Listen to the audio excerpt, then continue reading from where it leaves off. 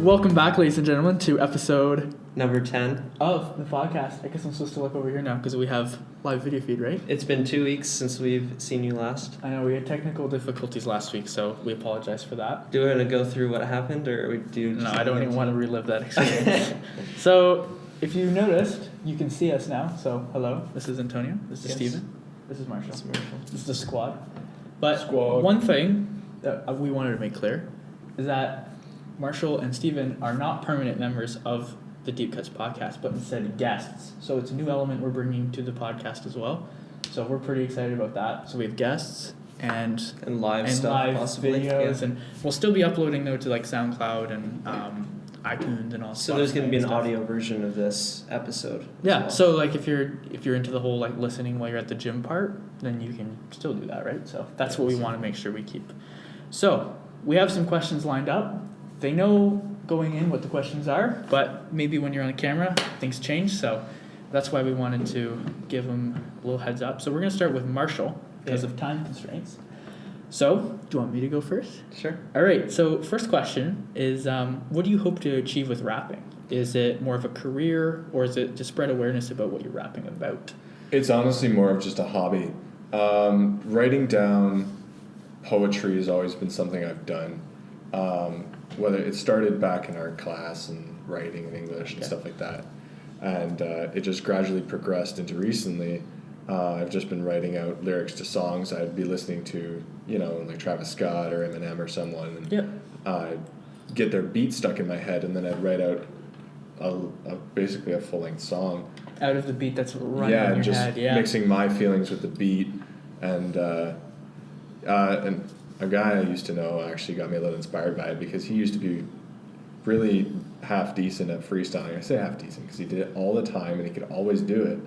He's just the same lyrics over and over. Oh, okay. But, it is really just a hobby, a way to express myself, and something that interests me. I think that speaks volume when you have a song that repeats in your head. I think we can all agree that means it's a good song, right? Yeah. If it's repeating in your head, so I think when you make it a song like that, like by Travis Scott or Eminem, like you're saying, and it's really sticking with you, that's a success. But if it's inspiring you to innovate and create your own music, I think that speaks to a whole other level. And it also speaks to your character as well, because not everyone motivates you. We're like, oh, maybe I should do that. But not everybody, a very small percentage of the people actually go out and make that effort to make the songs or rap about it or say the same 5 words over and over again. It's funny too because I can't sing worth the crap, but I can rap and I have no musical talent beyond that. Yeah, that's okay. That's what makes rap so unique, is you don't really have to be vocally talented. It's more of lyrical and flow. You have to have kind of a flow. You have to know how to work with the beat. Exactly. So Antonio, do you have the next question? Yeah. So I'd like to ask you, what's your biggest inspiration for your rap lyrics? What is it in the lyrics that kind of gets you going? What do you mean by that? Do you mean who is my greatest inspiration, or emotionally? Emotionally, what's in the lyrics? I find that I rap the best when I'm in a really down kind of slum mood where my brain is just going over all the shitty stuff that goes on in life. And I mean, everybody has shitty stuff that goes on in their life. I should have asked before we started this. Am I allowed to swear? Because I have a okay. I think we have before. We swear occasionally. It's just we don't advertise it. Whatever. Who cares? Yeah. Okay, that's fair. This is it's not a family. This is a be yourself environment. But yeah, I mean, what inspires me to write is just whenever I feel an emotion that's really encapturing and really powerful, and I really just find that if I can put that into words and describe how I feel and elaborate my thoughts on situations and make it into an art as opposed to just dropping some feelings on a piece of paper. Well, that's really what it is it's not even on paper, it's in my phone. But that's what most people do. But no, it's just I have vivid feelings, and I'm inspired just by the fact that I have the ability and the vocabulary to write out these elaborate lyrical pieces of art. Yeah. It is art. That's key. Don't forget, music is art too. Same with rap. You may not like it, but art's very, it's the beauty of it. It's very, it comes in different forms. It's personal. It's very personal. So you can look at, what's that one artist? He literally flicked paint at a canvas and he's like famous, and all his paintings are worth like millions of dollars. Yeah, that actually came before the movement in art where they were having like white, just blank canvases with different shades of white. That came just before that movement, where people were like just spraying paint. Flicking paint on the face. And Yeah, I so actually made an artwork like that in like grade 6 or 7. It was white canvas, like It wasn't a white canvas. We had to turn cardboard into art and paint it. So I did like a graffiti arrow kind of thing, and then I was like, how can I make this just pop? And I was just like, splash, splash, splash. that's awesome. Awesome. So that was the second question. So back to me, I guess, kind of. So Kind of. it So gets, like this, you can interject. yeah. So this question kind of goes in with the nice VTech. Wow. So last question. you know what that sound means. It's intermission.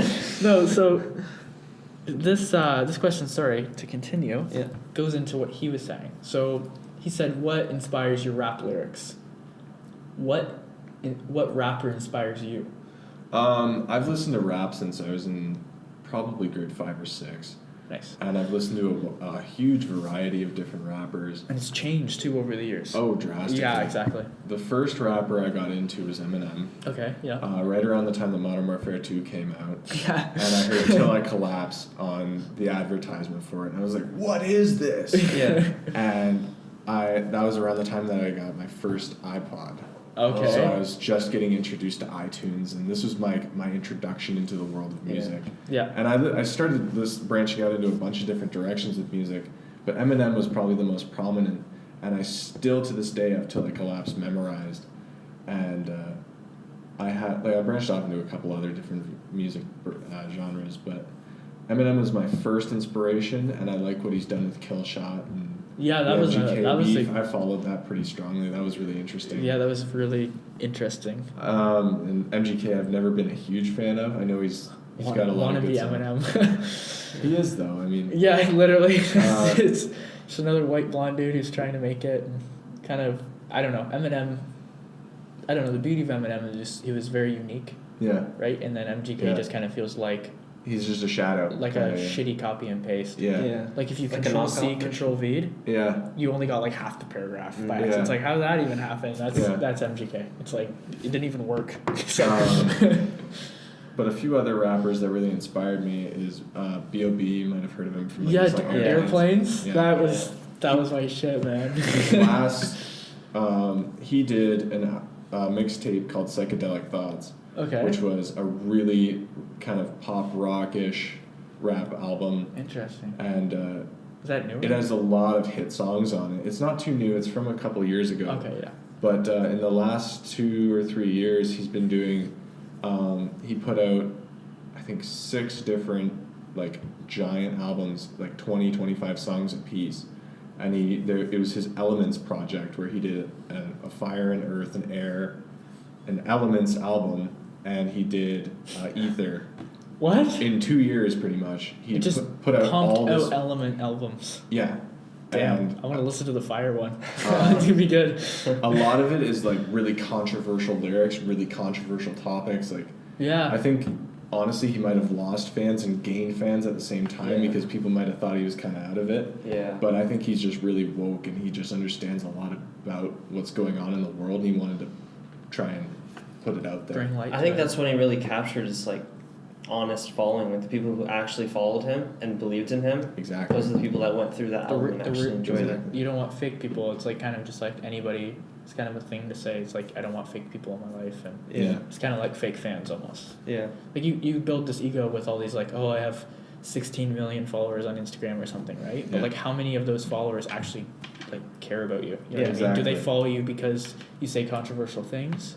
Or do they follow you because they actually listen to your music? Or how many of them have even listened to more than 3 of your songs? Mm-hmm. Yeah. It's really interesting. And then you go out there, you actually like express who you are as a person with those elements. That sounds like very controversial, as you're saying, and unique. And then you really keep the focus of the real fans, which I think would be important if I was an artist. To know that the people that are like going to my concerts and buying my music actually care. Mm-hmm. So. I'll end it here with, there's been more artists that have inspired me, but one that really drove me to start writing my own stuff is Hobson.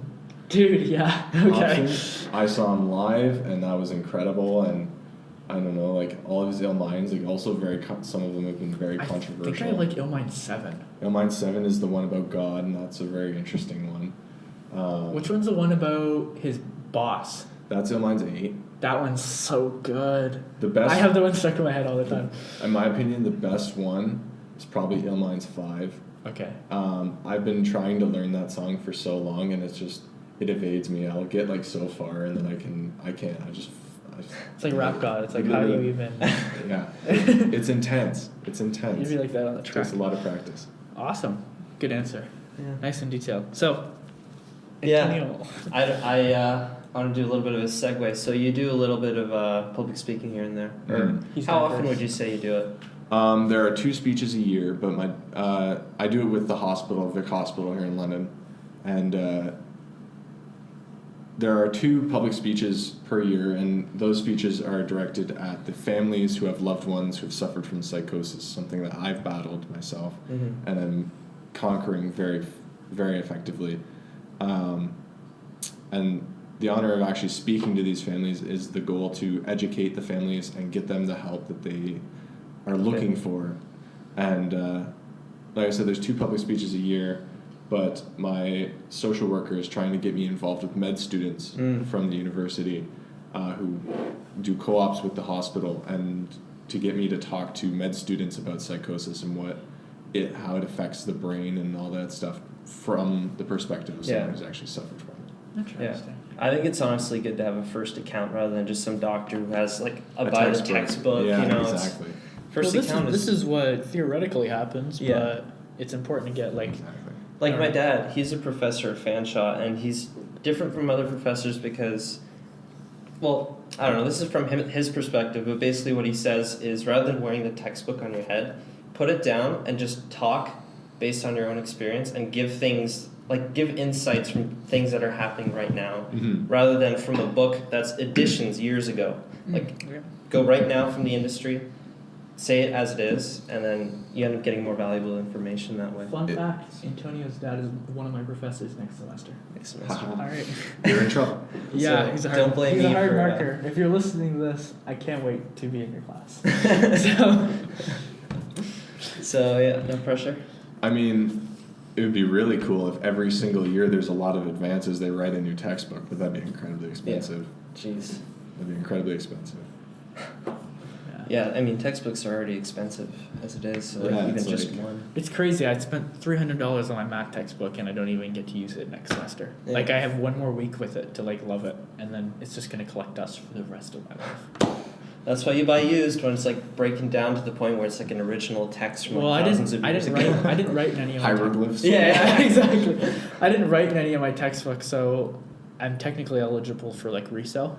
So when the bookstore opens, like the used bookstore opens in like, I guess you could say like beginning of January. I hope they Do give you you a think good you deal. can make all your money back, or is it just kind of like It's a donation? fraction. It's like, say I yeah. bought the book for $300, I'll probably get like $150, $140 Yeah. back from it. Well, that's still pretty good. It's like selling your phone back to Apple. Well, not quite that bad.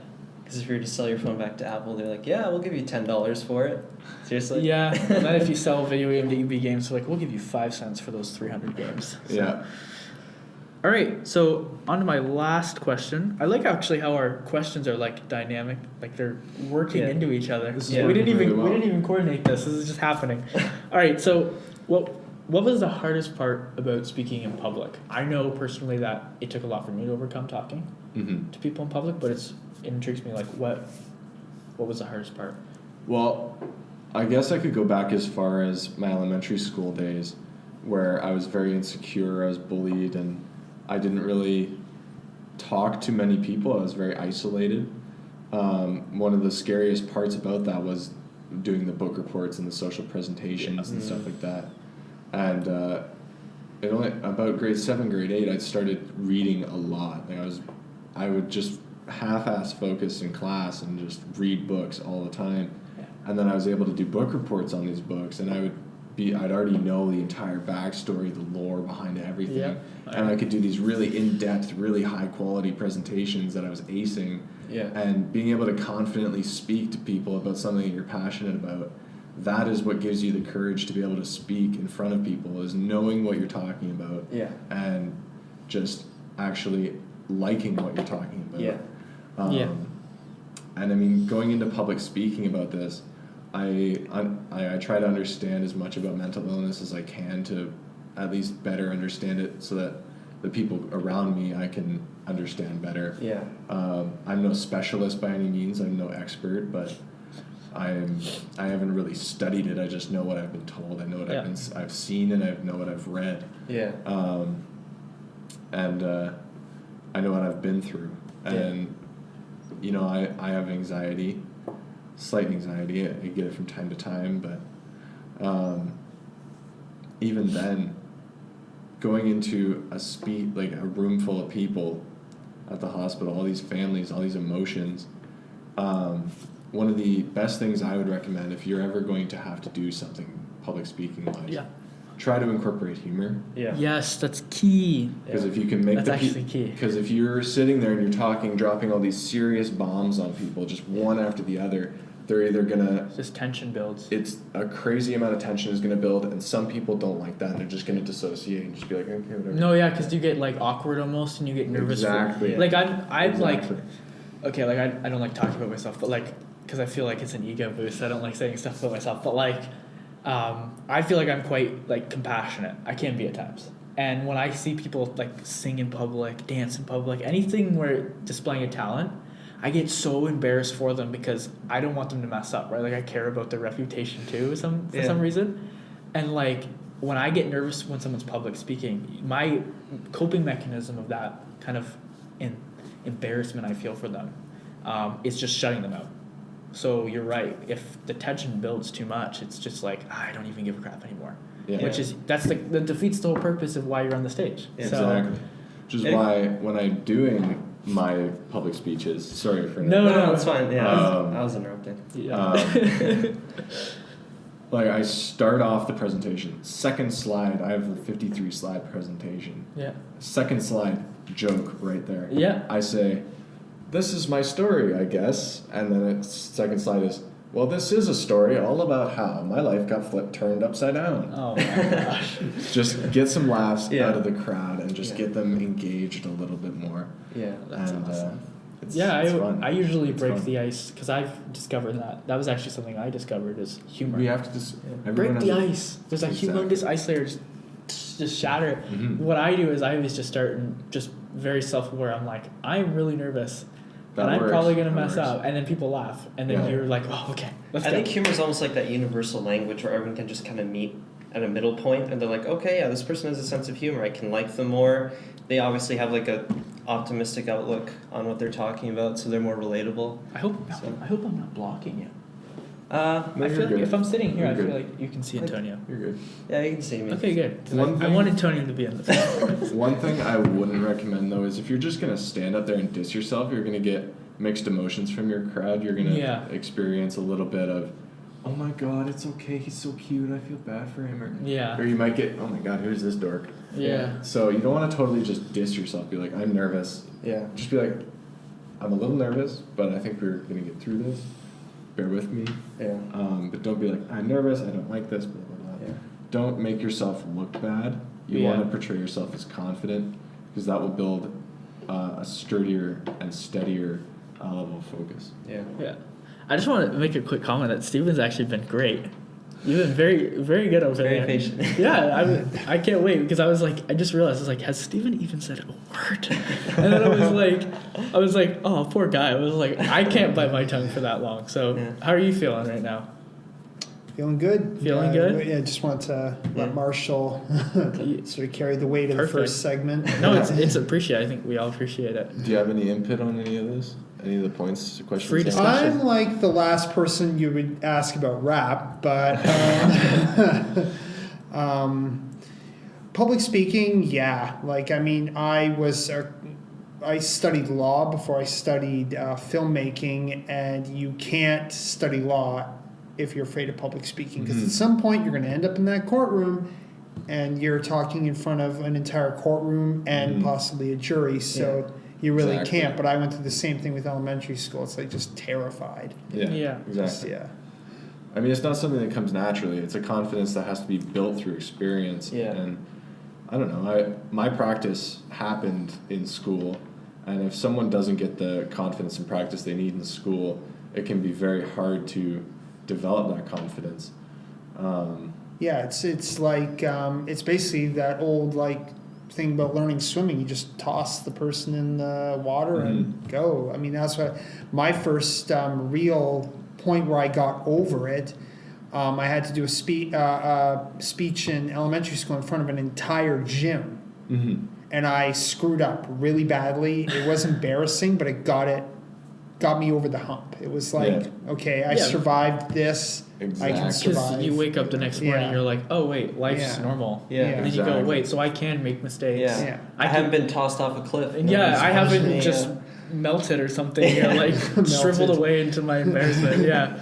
See, that's the problem is you build up all these barriers in your mind. Like I do it to myself too. And you're like, oh no, you don't even know, like melting's like just an assumption I'm making A little now. But girl like from Kansas is going to run out with a bucket of water. It's just like, I'm melting, oh, what a world. Yeah, so basically, you just build up all these barriers and you don't even really tell yourself what's going to happen. You're just like, I don't even want to know what's going to happen. Yeah. So then you don't even do it in the first place. Yeah, exactly. See, I wonder to myself, if everyone had like A1 confidence, like just peak level confidence, and everyone could be like exactly who they wanted to be without worrying about what other people think, I just wonder to myself, like, where could this world be? Like, you see... well, where it could be like is Donald Trump, unfortunately, with that.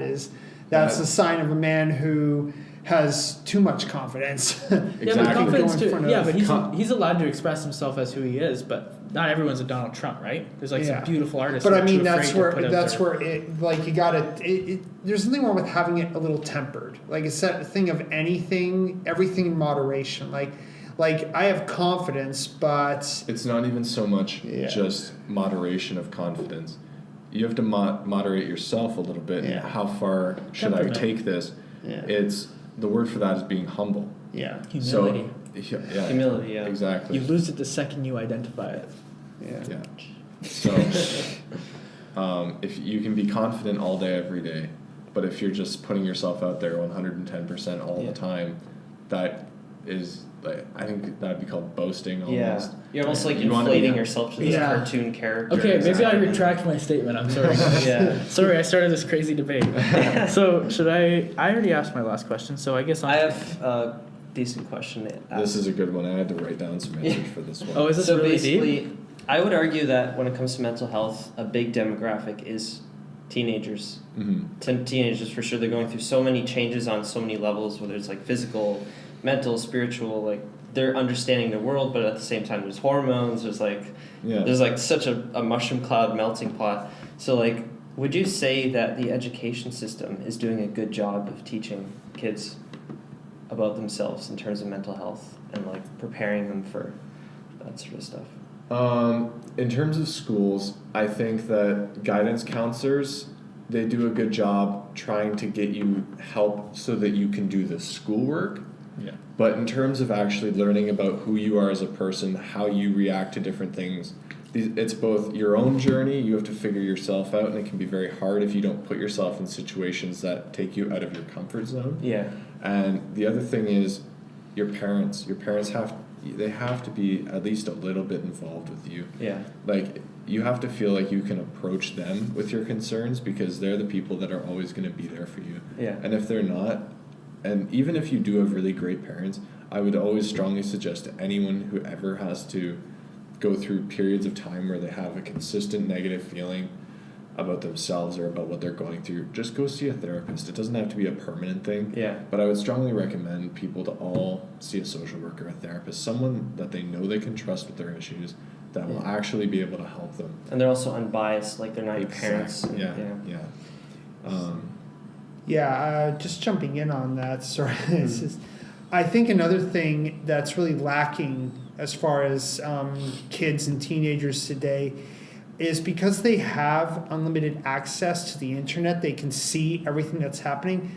They don't have a buffer to tell them, yeah, this bad stuff is happening, but it doesn't sort of affect you as strong. Like anxiety is sort of a brand new thing with a lot of kids and teenagers today is they're anxious about everything. Yeah. And part of the problem is that as they see all the terrible things that are happening in the world today, and it's serious and it's important, but they also sometimes forget that they're just a kid or they're just in high school. It's like, let the adults worry about it. Let them, you're in high school, you don't have to worry as much, or you should be able to trust and rely that the people before you are going to address it in some way. And parents and teachers don't really do that enough, where it's just where counseling can come in, where they can say... And a lot of the people who are running a lot of the systems that are in place for these kids are not doing a good enough job for the kids. Like, as of right now, in Ontario, London has some of the lowest lowest prices on real estate. Really? And they're still incredibly high. Like, on a minimum wage job, working full-time, you can... the average teenager or young adult can barely afford a apartment for themselves if they're living alone. That's an apartment. Yeah. One person. Yeah. One apartment. Yeah. Oof. And that. What am I gonna do? So like. Get a roommate. Yeah. Kids are gonna have to end up kids are gonna have to end up living with one minimum roommates to be able to afford to live. And then they're essentially living in poverty. They have a job, they have a home, they have clothes, but what can they have maybe a little bit of food, what can they really afford? How can they save up for school? How can they afford a vehicle? Yeah. Are kids going to be using public transportation up into their 30s? Like, there's so much things that people have to save up for. Like, I'm saving up for my schooling. If your parents aren't looking out for you and helping you be able to afford these things in the long run, and you're on your own, it's going to be a very long, hard struggle for you. Yeah. Especially if you don't get lucky meeting people. Like, having contacts and having the opportunities come. Yeah. The more people you know, the more opportunities you'll have to do things. My professor literally said yesterday in my physics lecture, he said, he said, it's not what you know, it's who you know. Exactly. And I was like, my teacher's telling me this. Like, the guy who's supposed to tell me what to know. Yeah, it's telling me it doesn't even matter what I teach you in this class, is who you know. Yeah. And I'm like, okay, because we're having a global, like, electrical engineer, like, kind of branch, like, company, and they set the standard throughout the entire world of, like, electrical standards. Anyways, they're coming Friday, so I'm excited. But that's why he was saying it, and I was like, geez, I guess connections are really important. Yeah, so. Exactly. Yeah. So talk to those people. You see someone drop their banana at the grocery store, pick it up, have a conversation. That's another thing. Like, I'm notorious for doing it too. If you meet someone in public and you connect with them at least on some level about business, relationships, religion, whatever it is, and they give you a business card, I would strongly recommend keeping every business card you're given, because you never know who in that long list of contacts of people that you've met, who you're going to want to contact, who you might need to contact. Keep those, because those probably will never grow old, and if you call them, you might reach someone else. You never know, but they'll be able to direct you to where you're going. Yeah, you can't afford to be antisocial anymore in the world. It's a matter of survival. It's not even a choice anymore. It's like, if you're like very introverted and you don't really get out there, you don't meet people, you're putting yourself at a disadvantage in the job market. Like, it impacts your life directly. So people more and more are going to have less and less of a choice to be introverted, to stay at home, to not be out and be social, because it's an important skill to learn. One of the most important things you can hear, like a sentence your friend can say, is, "Oh, I know a guy." Yeah. That's like one of the best things, because you're like, "Oh, he knows someone." Yeah. And it gets you so excited, because then you see the possibilities, right? Because you're like, "Oh, I want to get a job in catering or something." And Antonio wants to be a waiter or something. Yeah. But he doesn't know anyone in the industry. He wants to get into a luxurious golf resort or something over the summer. And then I go, "Oh, but my grandpa knows a guy." Yeah. It doesn't matter that I don't know the guy, but my grandpa knows it, and Antonio doesn't know either of the two. Just that there's a bridge. The fact that there's a bridge is I can introduce you, and then people are excited because they'll see the passion that you want to work at that golf resort. Yeah. And they won't care. They'll look at your resume and they'll be like, okay, well, he made the effort to come see me, and I know these people and I like them, so I think it cut. Yeah. Yeah. All right, so that is the intermission, 2-second intermission. We're going to be cutting to the next guest. We could cut to the video. we could cut to a beautiful image of us. We could take like a still image. Yeah. We could just freeze it and be like, yeah, we lost power in the apartment. Do like one of those old technical difficulty. Yeah, like or a the place circle. standby, like a Fallout place standby. That'd be great. That'd be great. Yeah. We could put that or something because So this is our little intermission. We are going to be recording once again in 2 seconds. actually pause. Yeah. Let's say thank you to Marshall yes. for being on. So thank you very much, Marshall, very for much. being No on. worries. Thank you guys for having me Nice to on. see you, yeah. Thank you, Antonio. Thanks for being on. That was our first guest Dude. interview, so that's pretty legendary. Yeah. It's only gonna get better from here on out. We're gonna have things set up. We can have guests come back on. That'll be exciting. I'm excited. I'm excited. This is cool. All right. All right. Awesome. Thank you guys for having me on. Thank Have a you. good night. I too. hope this podcast becomes a landmark, a tribute to all the many more. They're gonna get our silhouettes and our logos like painted into downtown in Los Angeles. Yeah, like it's gonna be a Seattle. dude. Don't worry, it's gonna happen. Just You guys believe. are gonna have a podcast in Vegas one day. Yes. No, for Yeah. real, live. Right All next right. to the Caesar's Palace. Onto Good the night, guys. onto the You too. intermission. And we're back from the intermission. Welcome, ladies and gentlemen. To episode Episode 10 of the Deep Cuts podcast. Thank you for staying. We appreciate that was a very long 1 second intermission because it probably didn't last that long. Because Antonio probably didn't give two shits to add like an empty piece. But maybe With he did. us is I get interrupted. I say this. with us is a fellow film connoisseur, political savant, and cultural phenomenon, Stephen. Cultural I agree with the first two. I'm not sure if I was a cultural phenomenon, it probably wouldn't be for good reasons. So I'm honored. I'm very honored to Right. be in your presence. No, but if you couldn't tell, Marshall is gone. He Yeah. had some other real life things to do because this is just child's play. Apparently. He Just kidding. dematerialized from the yeah, earth.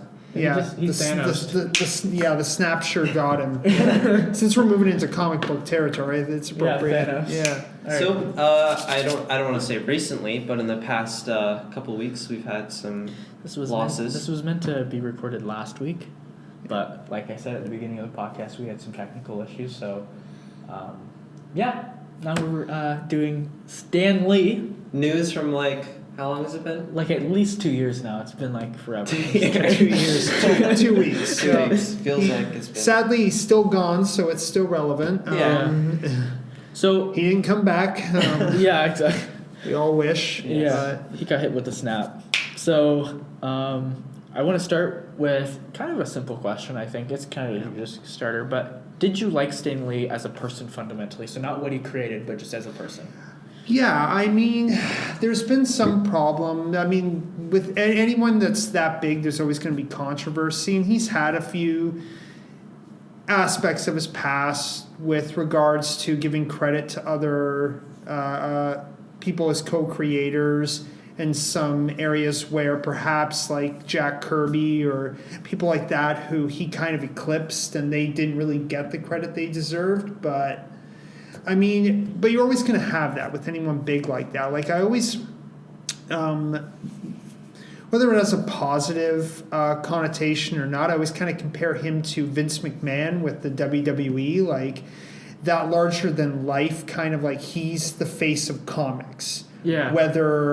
Whether he's even trying to be or not, he's the most outspoken. He's the biggest supporter. So people just tend to associate him with that medium, whether he actually has any control over that himself. Yeah, Stan Lee equals comic books. That's So I think, I mean, this is a guy who was always up for going out to conventions all around the world. Like he, like even when last year he was said like his appearances were going to stop. He was like, it was like his farewell tour.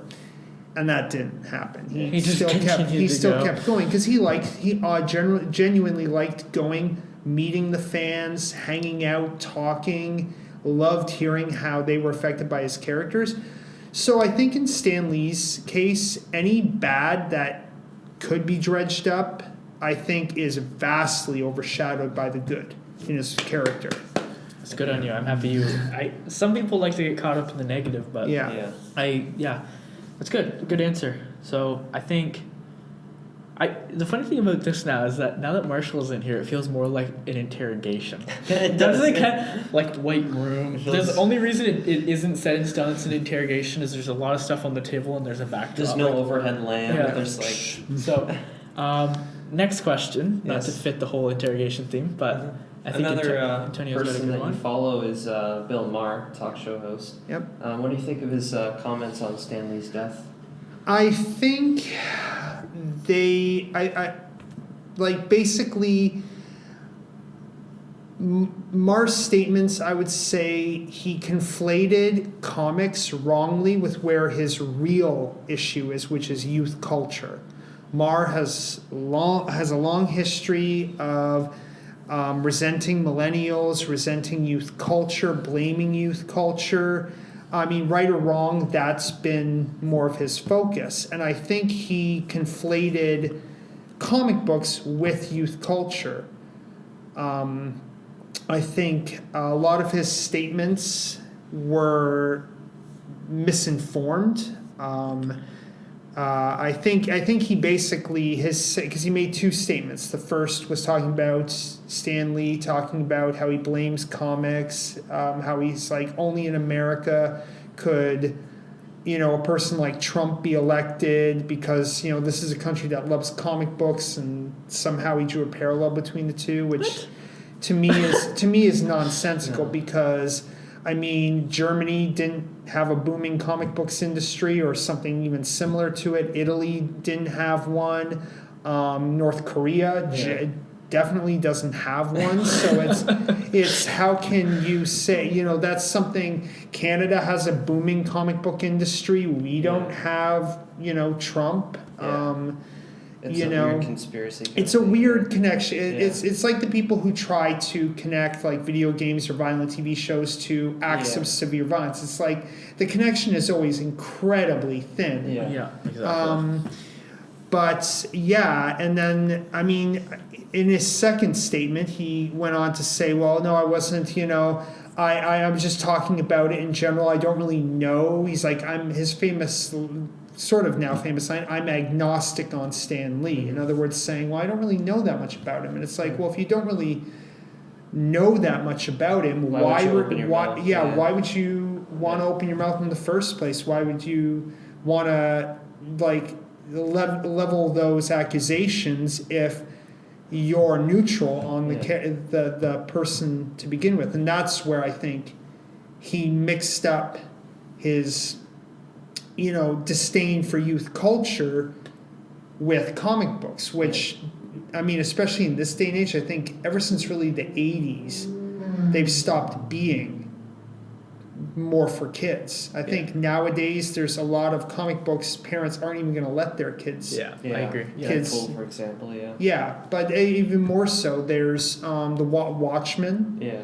I mean, what parent is going to let their kid read Watchmen? That's something you're gonna save. And I mean, there's been comic books like there's a very famous Batman comic book called The Killing Joke that involves Batgirl being shot in the stomach, out through her spine, then stripped naked while the Joker takes pictures of her. What? Is that a comic book? Yeah, that's a comic book. It was by Alan Moore, the same guy who did Watchmen. Okay. And then it's like you wouldn't have that. Like there was a storyline in the late 90s that involved one of our comic book character's wife getting raped, and it's like comic books definitely have way moved into a more adult industry now. That's I think Maher, it shows that he doesn't really know what he's talking about with that, because I mean, if he did, he would understand how it's so different, so separated from what he was trying to portray it as. Yeah. And I mean, comic books are just the latest iteration of something we've had for an incredibly long time. It's just storytelling. Yeah, Sir Arthur Conan Doyle, Sherlock Holmes. That was the comic books of that day. Those were actually when Sherlock Holmes books came out, they were considered like dime store fiction. They weren't respected.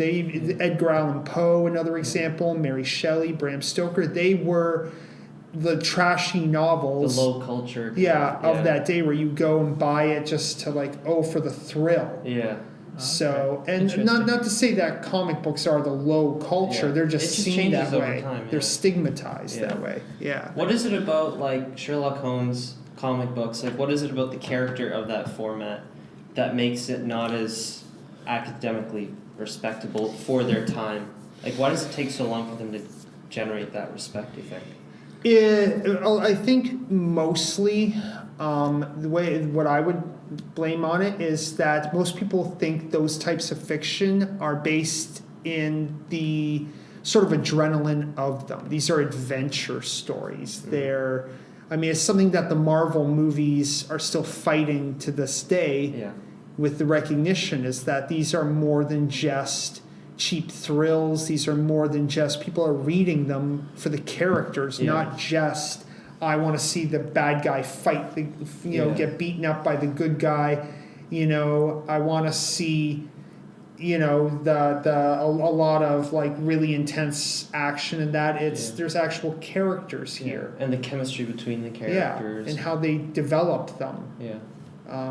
But I think that's one of the reasons why those, in their day, why it always takes so long for them to get the recognition eventually. See, I don't personally follow a lot of Marvel movies, but like the one thing that really struck me is the chemistry between Tony Stark and Captain America, and that like significant rift that they have where they're just like, there's one point where they just totally split up. Yeah. And at one point they were just fighting together. They had the same idea of what the Avengers was supposed to be, and then something changed. Yeah. And I don't know, I just thought that was kind of interesting. Yeah, and they built it up over movies, and they, that's what I say, they don't get the recognition. Like years from now, they'll look back on it and say, wow, that was, These were great. yeah, This was a well-done like that film was an series. in-depth character. There's the work put in it, and that's just right now they're still fighting a bit of that stigma. Now it's like a new Marvel movie gets announced, Yeah. people go, oh, another one. They're Yeah. just milking the Yeah. comic Yeah. book industry, and it's like, and They don't even give it a chance. Yeah. sometimes. no, yeah, And the I'll thing- do it. I'm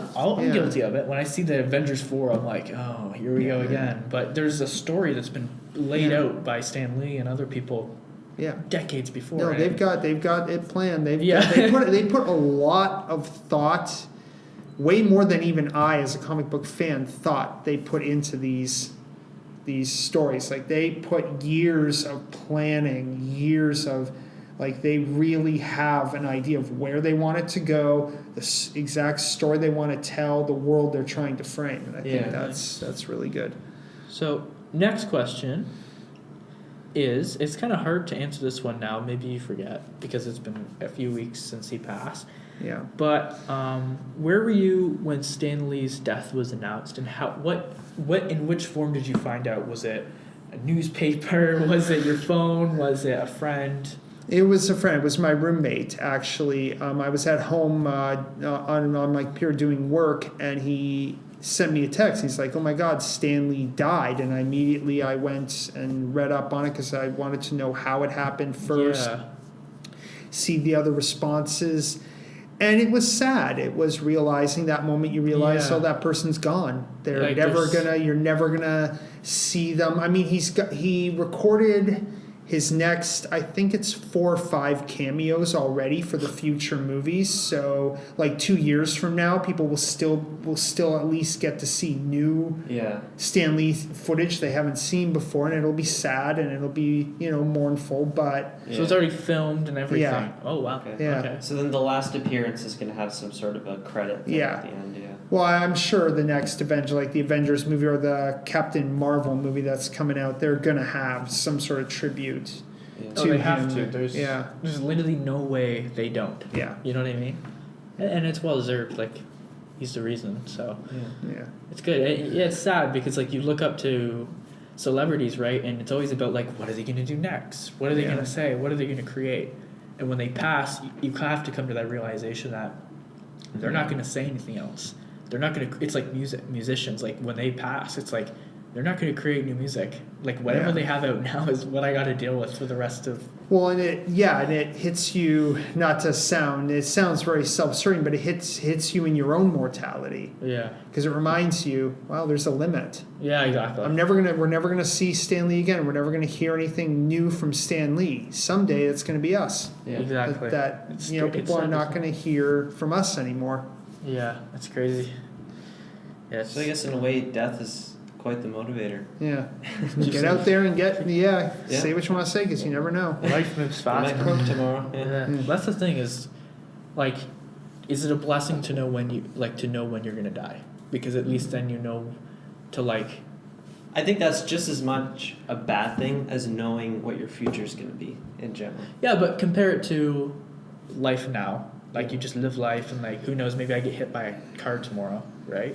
Like God forbid, Yeah. but like maybe I die tomorrow. And that's the great thing about Stan Lee, is that his legacy is going to outlive him. Yeah. His stories, his characters are going to be affecting people for years to come. And that's another area where actually I think Bill Maher was way off the mark on, is the cultural significance of these characters and what they can do.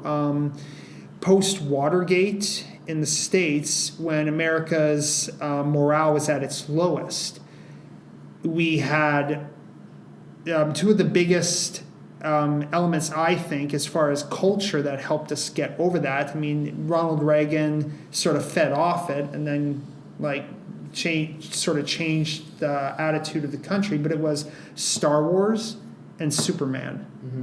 Those two films coming out, showing heroic characters Yeah. that people could look up to, that people could aspire to, that be like, oh, well, maybe the world's not so bad after this corrupt politician has, destroyed our faith in the government and in society to a degree. Yeah. We can have our spirits lifted again. And that happened again after 9/11. There's a famous scene in the first Spider-Man movie, the old Sam Raimi ones. Oh my God, old. Feels weird to say that, but where Is that the one with what's the actor's name? Tobey Maguire. Those were literally the best ones. Yeah. Those are the best Spider-Man Where movies. he's trying to save a bunch of kids falling off a bridge, and the villain's swooping down trying to kill him while he's doing it, and all the New Yorkers start whipping stuff at the villains, and they're like, yeah, you're not going to take us down. We're all together. We're all New York, that. Yeah. And that's sort of what they needed after 9/11. Yeah. That cathartic, hey, we are still together. We Yeah. can still Like, be we are New strong. York. Goosebumps. Yeah, You I just can- got goosebumps Yeah. thinking about Yeah, it. you can hurt us, but you'll never defeat us, kind of Yeah. thing. And that's one of the most powerful moments of that movie. Yeah. And That is they- very cathartic. Yeah. Yeah. That's So a great feature in the movie. Yeah. yeah, is that comic books characters, those heroes and things that they can help us when we need them to be there, kind Yeah. of in a real way. Like Yeah. even though it's a movie, they're still heroes for us, and that they lift us back up. Yeah. So like superheroes are almost like the spirit of what the culture needs at the time. Yeah, what we like to see ourselves as. Yeah. The heroes are who we wish we were in a Yeah. very real sense Mhm. of who we like to be, even if we know we're not. It's like we can go and we can see that, or we can read about it in comic books.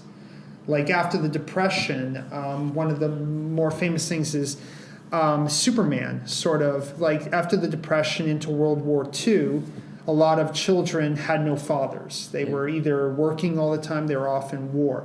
And one of the reasons they tended to give the superheroes young male sidekicks was because they were the stand-in father figure for those Yeah. people. So Jimmy Olsen for Superman, Robin to Batman, Bucky to Captain America. That was a way for the kids reading it to sort of ease in and go, okay, your dad's not here, but you can kind of feel like this person's there for you. Yeah, Yeah. like Superman's way. got. Wow. Yeah. That's So, deep. like- That's deep. I never Yeah, really this is a considered. good segue into the next question, Yeah. I think. Basically, what do you think Stan Lee's biggest contribution has been to pop culture? From his work, That's a whether it's really the Great technique question. of Yeah. what he did, yeah. That's a big one. I mean, it's hard to choose between what I was just talking about with like how his characters Yeah. have inspired people, have helped us in a very real way when it comes to times when we've needed them and to reinforce our values in society. The other thing I would say is just the comic book industry. I mean, like I said, he was the greatest showman that industry had. It's like I said, like wrestling and Vince McMahon, who you could say a lot about Vince McMahon, but one thing you can't say is that he lives and breathes wrestling. He promotes it, and with every fiber of his being, he is its greatest cheerleader and gives everything of himself into it. Yeah. Stan Lee was that for comic books. Even when he wasn't really working on them, like when he moved on from Marvel, moved on from DC, became more of in his latest years, kind of more secluded as far as like business stuff. Mm-hmm. Still showing up at those conventions, giving advice whenever Kevin Feige over at Marvel or that needed, some advice. Stan Lee was always there going, I'm not even making any money off this movie. I'm not there, but here, I can give you, my thoughts and that. And I think that's one of the biggest things is we would not have this industry today without him. Mm-hmm. So he paved the way for that sort of thing. Well, yeah, there's so many other amazing comic book creators, but he promotes comics as well. He was the biggest creator out there promoting that medium. So at the same time of creating, being the comic industry, he was its biggest promoter as well, almost. Yeah. He was the biggest fan of his own creation, which helped bloom it into this beautiful industry. Nice. It's interesting because I don't know too much about comic books. That's why I'm very set back in this conversation. Mm-hmm. But it's very interesting because it's opening my eyes to how much actually this has impacted me as a person. And that first Spider-Man movie, one of my favorite movies of all time was that movie. I watched it so much when I was young, and I mean, it's interesting. Yeah, and it's a great tool. One thing I really like about what Marvel's done with their movies is that they make them, they're superhero movies, but they're superhero versions of a genre. I don't think there is really such a thing as a superhero genre. The second Captain America movie is a spy thriller with a superhero stuck in it. The Dark Knight is a terrorist movie, a movie about terrorism with Batman stuck in it. It's it's you could make that movie and switch out almost any other popular character and still do that movie because it's not a superhero movie first. It's a genre piece first, usually with a message that a superhero is in. Yeah. Interesting. So I think I'm gonna pump out my last question and then we can head into yours. Yeah. Actually, I think that is the last question. Was that the last for you? Yeah. Okay, so I got one more. This is the last question. Let's make it good. So, what did you think of Stan Lee's cameos in his films? Did you think they added to the film or took away? It's kind of interesting because this is where one of my friends has this kind of doesn't agree with Stan Lee. He thinks Stan Lee's a great person and he contributed a lot. I think it's hard to disagree with that. Yeah. But he doesn't like how every film Stan Lee was in it kind of felt. He said it seemed gimmicky. I mean, there's definitely ones where it was. There's definitely ones where it's they put him in it and they put him in at the wrong time. There's in one of the X-Men movies, there's the world is literally ending. And it shows him at a time when the audience is supposed to be, tense and stressed out and, this is very sad. People are suffering, dying, all this. And then all of a sudden they stick Stan Lee in there and the audience's mood is oh, yeah, they always laugh. Yeah. Laugh because it's usually funny to see, it's that breaking the fourth wall. And it's at the most inopportune time. Interruption. It's just yeah. But We're good. Oh, we're good? We're good. Dude, we all stared at the camera. Hey, yeah, we're all staring. Hey. Yeah. All right. But I think someone was beeping something up there. But yeah. I think we got about probably 10 more minutes left before it kills. So it just depends. Like some of them are really good. Like there's in the most recent Spider-Man video game that was released. There's a really touching cameo where Spider-Man and his girlfriend are sitting down for dinner, and he comes in as the waiter and that's good. breaks the fourth wall, and he's like he serves him, and as he turns away, he turns to me, he's like, yeah, you two were always my favorite couple, and then walks away. And that's very meta because they're his favorite characters. Really? Stanley's favorite character is Spider-Man and Mary Jane. Honestly, they were his favorite. Well, they were his favorite couple that he ever made. They might not be his favorite. I think Spider-Man is still his favorite character, but they were his favorite couple out of all the Spider-Man is just legendary. He's just he's like an icon. Very relatable person. Just an icon. Yeah. I think the best cameo that I've seen is in Spider-Man 1 or something. Maybe 2, but basically Stan Lee just comes up and like pats on his shoulder and gives him some like quick advice, like just a random guy on the streets, and walks away so casually. Like if you don't know who Stan Lee is, like when I'm 8, I don't know who the hell Stan Lee what he looks like. So to me, it was just a natural scene of a guy coming in, and it flowed so perfectly. But for you, like you're like that's Stan Lee, and it's a good time where you can laugh about it. Because it's not the world ending or something. Yeah. No, but it's and something like that, like having him come in and have like a heart-to-heart talk with one of his own characters is awesome. Like that's the thing you can be exhilarated in. You can be very touched by it to see because it's very genuine. It's coming from a place where, I mean, for him it was probably an emotional experience talking to the personification of a character he created. Yeah, he got so invested into it at times, guaranteed. Oh, he was always invested into it, and he was always trying to encourage it. Like there in the 80s, there was cartoons like Spider-Man, Hulk, all those sort of things, and he did the opening narration for them. And it was always done as a direct address to the audience. Okay. He would always open those cartoons by talking directly to the audience, getting them excited for what's about to happen. Like his famous opening, it would usually be something to like encourage them, and he called them true believers. He'd be like, like, look out, true believers, because today Spider-Man is in this situation. He's in grave danger as so the Green Goblin approaches and pins him in the corner. Yeah. What shall he do? Yeah. So he was always trying to talk to them and get them invested. And he had a really deep relationship with his fans. It's dying. It's dying. So, as we all awkwardly stare into the camera for a third time, I think that was good. We nailed all the questions, right? Yeah. Do you feel like you said everything that needs to be said, or yeah? For question-based wise, I feel like we could probably sit here and talk for like 2 hours. I think it was really good timing with the camera for sure. Yeah. My goodness. It's just about to end, right? Yeah. And we're just finishing. So thank you, so much. Steven. Yeah. No problem. Quickly.